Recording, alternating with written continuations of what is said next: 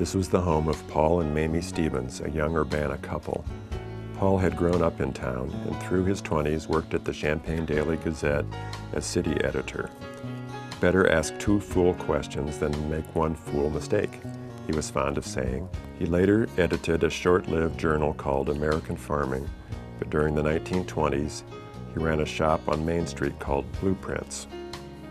Paul and Mamie were a lively pair, judging from their frequent appearances in the Urbana Courier's society column and the Country Club News.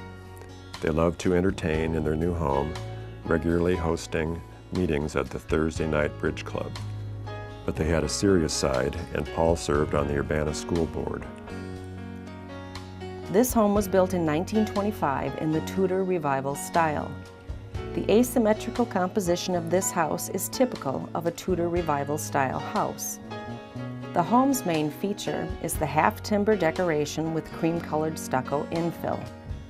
The roof is characteristic of Tudor Revival houses where a steeply pitched gable roof dominates the front facade. However, the rest of the roof consists of a false thatched roof and exaggerated rounded corners with flared eaves. This roof style mimics the picturesque thatched roofs found on rural English houses and is relatively rare for an American Tudor Revival home. A large chimney, clad in stone at the base, stucco in the center, and brick at the top, dominates the center of the main facade.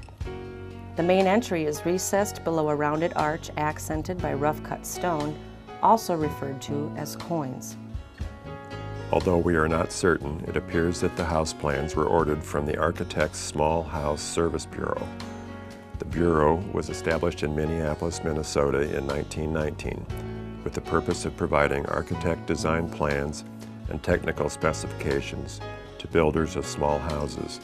One of the most significant indications of progress in the past 10 or 15 years, the Bureau advertised, has been the insistence of leading architects that even the small home could be made a thing of beauty, efficient in its arrangements, and yet within the reach of families of moderate incomes.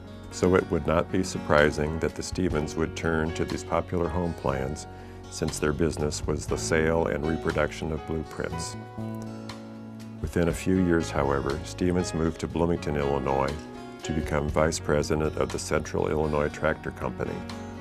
Although Paul and Mamie spent the rest of their working years in other towns in retirement, they returned to Urbana and are buried at Woodlawn Cemetery. Their home is still a thing of beauty.